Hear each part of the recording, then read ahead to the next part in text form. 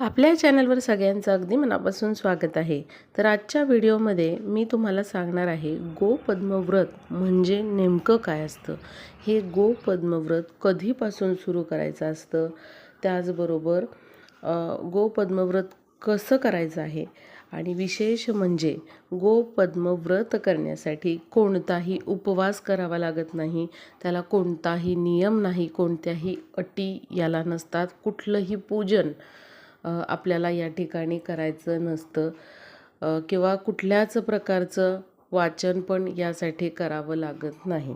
अतिशय साधं सोपं व्रत आहे. पूर्ण श्रद्धेने जर हे व्रत केलं तर याचं निश्चितच तुम्हाला शुभलाभ हे भेटतातच. प्रत्येक महिलेने आपल्या मुलाबाळांच्या प्रगतीसाठी, आपल्या पतीच्या प्रगतीसाठी, आपल्या स्वतःच्या प्रगतीसाठी, आपल्या संपूर्ण कुटुंबाच्या प्रगतीसाठी हे गोपद्मव्रत नक्कीच केलं पाहिजे. तर हे कधीपासून सुरू करायचं आहे हे पण मी तुम्हाला सांगणार आहे. बघा, प्रत्येक महिलेने हे व्रत न विसरता करा. आता लवकरच श्रावण महिना सुरू होणार आहे, त्याआधी आषाढी एकादशीचा दिवस आहे. तर तुम्ही नक्कीच हे व्रत जे आहे ते करायला सुरुवात करा. ते कशा पद्धतीने करायचं आहे आणि कोणत्या कोणत्या दिवशी हे तुम्ही सुरुवात करू शकता ते देखील मी 2-3 यामध्ये पर्याय सांगणार आहे. त्यामुळे महिलांनी नक्की हा व्हिडिओ बघा.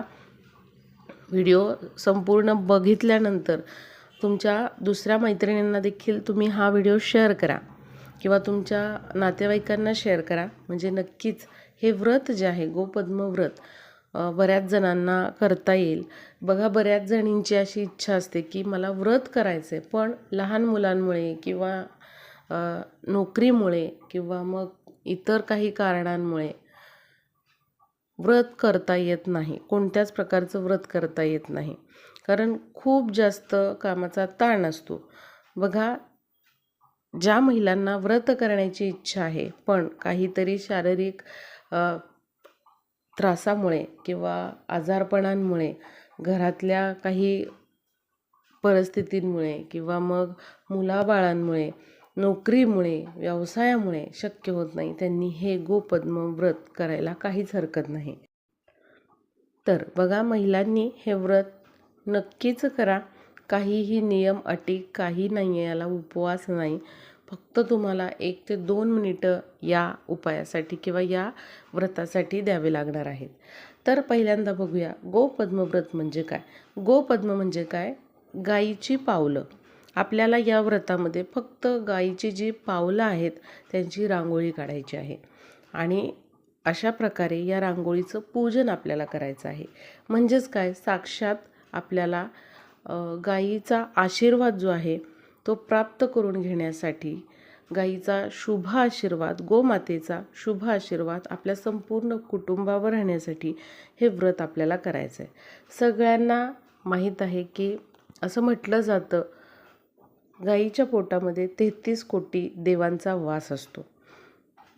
आपल्या हिंदू धर्मामध्ये गायीला गोमाता म्हटलं जातं. आपण तिची आईप्रमाणे पूजा करत असतो. त्यामुळे बघा, हे व्रत नक्कीच तुम्ही सुरू करा. फक्त आपल्याला गायीच्या पावलांची रांगोळी काढायची आहे आणि तिचं पूजन करायचं आहे. बाकी तुम्हाला काहीही यामध्ये करायचं नाही. तर हे आहे गोपद्मव्रत, म्हणजे गायीच्या पावलांची रांगोळी काढून तिचं पूजन करणं म्हणजे गोपद्मव्रत. आता हे का करायचं?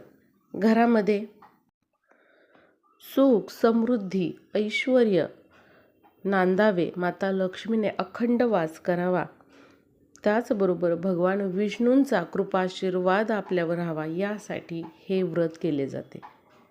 आपल्या कुटुंबाची प्रगती व्हावी, आपल्या मुलाबाळांची प्रगती व्हावी, अभ्यासामध्ये, नोकरीमध्ये आपल्या मुलांचे आरोग्य चांगले राहावे, त्याचबरोबर आपल्या पतीचे आरोग्य चांगले राहावे, पतीची प्रगती व्हावी, आपल्या संपूर्ण कुटुंबाची प्रगती व्हावी आणि अखंड सौभाग्याची प्राप्ती व्हावी, यासाठी हे व्रत जे आहे गोपद्मव्रत हे केले जाते.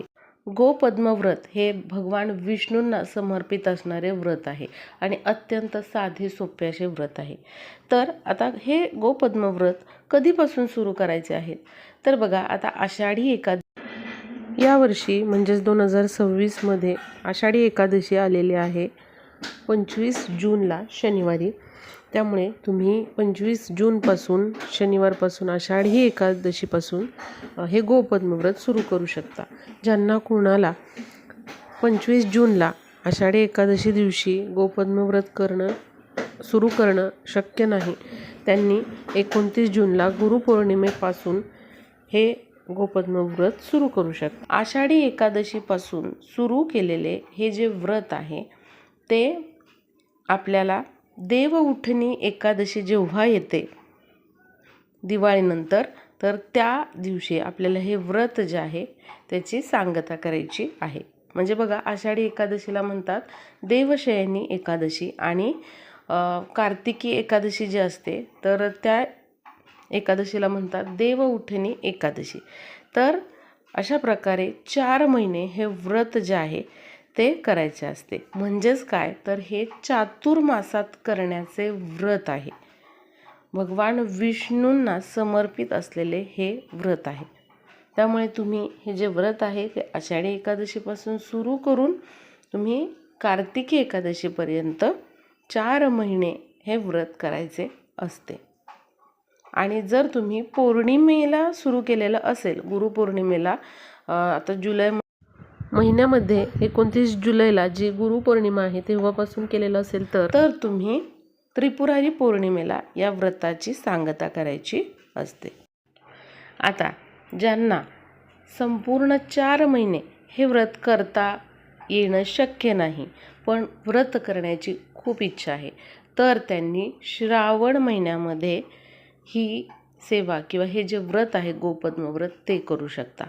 श्रावणातल्या पहिल्या दिवसापासून हे व्रत सुरू करायचं आणि श्रावण महिन्याच्या शेवटच्या दिवसापर्यंत तुम्हाला हे व्रत करायचं आहे. तुम्ही असं देखील हे व्रत करू शकता. फक्त मनोभावे पहिल्या दिवशी आपल्याला तिथे देवघरासमोर बसून आपला संकल्प जो आहे तो देवांना सांगायचा आहे. मी एवढ्यापासून एवढ्या दिवसापर्यंत हे व्रत करणार आहे आणि तेवढा दिवस तुम्ही हे व्रत करू शकता.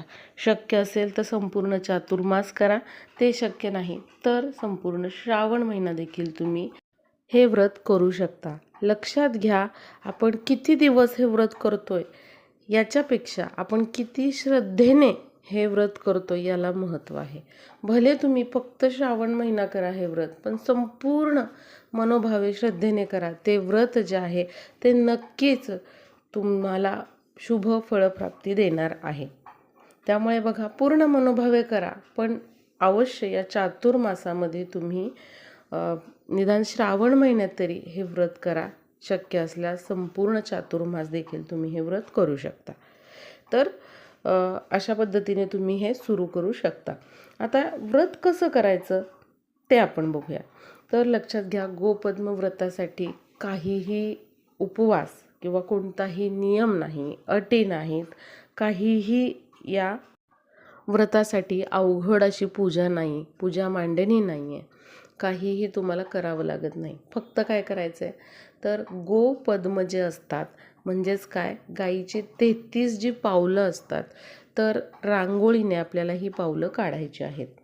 आता बघा, तुम्हाला इथे दिसत असेल तर असा तुमच्याकडे गोपद्मचा जर साचा असेल रांगोळीचा तर तो तुम्ही अवश्य घेऊन या आणि अशा प्रकारे त्या साच्याचा वापर करून तुम्ही हे 33 गोपद्म जे आहेत तर ते काढू शकता. किंवा तुम्हाला साचा नाही मिळाला तर हाताने तुम्ही अशा प्रकारे 33 गोपद्म काढू शकता.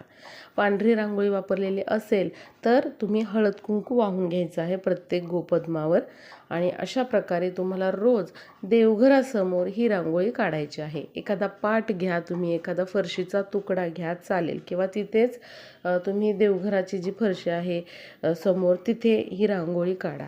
रोज तुम्हाला देवपूजा करताना आधी दिवा लावून घ्यायचा, त्यानंतर बघा अशा प्रकारे गोपद्माचा जो साचा आहे तो वापरा किंवा हाताने गोपद्माची रांगोळी काढा. त्यावर हळद कुंकू वाहून घ्या. एखादं फूल असेल तर ते अर्पण करा. एखादा दिवा तिथे आपल्याला लावायचा आहे, प्रज्वलित करायचा आहे. अशा प्रकारे तुम्हाला हे गोपद्मव्रत करायचं आहे. पहिल्या दिवशी तुम्हाला संकल्प करायचा आहे की तुम्ही हे व्रत का करणार आहात किंवा किती दिवस हे व्रत करणार आहात, असं तुम्हाला तिथे संकल्प करायचा आहे. ही रांगोळी काढायची आहे आणि रोज ही रांगोळी काय करायची आहे, तुम्हाला पुसायची आहे, पुन्हा नवीन काढायची आहे. आणि अशा प्रकारे हे गोपद्म जे आहेत ते रोज तुम्हाला अशा प्रकारे रांगोळीने काढायचे आहेत. बस तुम्हाला एवढंच करायचं आहे. धूपदीप तुम्हाला दाखवायचा आहे त्या रांगोळीला. एखादं फूल असेल तर ठेवा, नसेल तर काही हरकत नाही. आणि त्याचबरोबर गाय वासराचा जर साचा असेल रांगोळीचा तर तुम्ही ती पण रांगोळी काढू शकता. नसेल तर फक्त गोपद्म काढणं महत्त्वाचं आहे. असेल तुमच्याकडे वेळ किंवा साचा तर तुम्ही गाय वासराची देखील रांगोळी काढू शकता. बस तुम्हाला एवढंच करायचं आहे. पण व्रत हे अत्यंत प्रभावी आहे. पूर्ण मनोभावे श्रद्धेने हे व्रत केल्यास नक्कीच आपल्याला आपल्या इच्छित कार्यामध्ये सफलता मिळते. आता हे व्रत तुम्ही देवघरासमोर देखील असं करू शकता. म्हणजे रांगोळी जी आहे ती देवघरासमोर पण काढू शकता किंवा तुळशीसमोर तुम्ही तुळशीचं पूजन करून तुळशीसमोर जरी तुम्ही अशा प्रकारे गोपद्मव्रताची ही रांगोळी रोज काढली तरीही चालेल.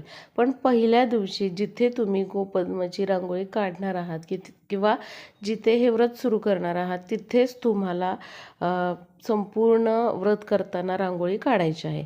जर तुम्ही तुळशीसमोर करणार असाल हे व्रत तर तुम्ही तुळशीसमोरच ही गोपद्माची रांगोळी जी आहे ती रोज काढायची आहे. पूर्ण चातुर्मास तुम्ही करणार आहात की फक्त श्रावण महिना करणार आहात हे देखील तुम्ही संकल्पामध्ये तिथे सांगायचं आहे आणि तेवढे दिवस अशी रांगोळी काढायची आहे. आता हे व्रत करत असताना तुम्ही तिथे बसून ही रांगोळी काढल्यानंतर ओम नमो भगवते वासुदेवाय नमः या मंत्राचा 33 वेळा किंवा 108 वेळा जप करू शकता. त्याचबरोबर तुळशीसाठी तुम्ही अवश्य एक दिवा तिथे तुळशीसमोर किंवा तुळशीच्या मध्ये तुम्ही लावू शकता. त्याचबरोबर गायवासराची मूर्ती जर तुमच्याकडे नसेल तर अवश्य तुम्ही गायवासराची मूर्ती जी आहे तर ती आषाढी एकादशी दिवशी आणा आणि तिची स्थापना तुमच्या देवघरामध्ये करा. त्याचबरोबर तुळशीमध्ये देखील गाय वासरूची मूर्ती ठेवल्याने त्याचे अनेक शुभ परिणाम तुम्हाला पाहायला मिळतात.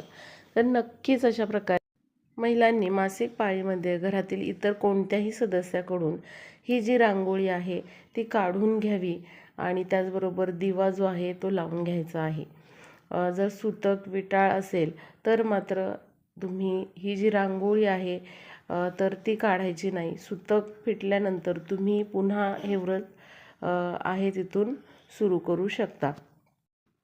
गोपद्मव्रत संपल्यानंतर शेवटच्या दिवशी एखाद्या सवाष्णीची ओटी भरावी आणि अशा प्रकारे गोपद्मव्रताची सांगता जी आहे किंवा उद्यापन आहे ते करावे किंवा एखाद्या मंदिरामध्ये जाऊन तिथे तुम्ही सवाशीण महिलेची ओटी भरू शकता आणि त्या महिलेला गोपद्मव्रताचा एक साचा जो आहे तर तो देखील तुम्ही भेट म्हणून देऊ शकता. व्हिडिओला जास्तीत जास्त शेअर करा म्हणजे सर्वांना हे गोपद्मव्रत येणाऱ्या चातुर्मासामध्ये सुरू करता येईल.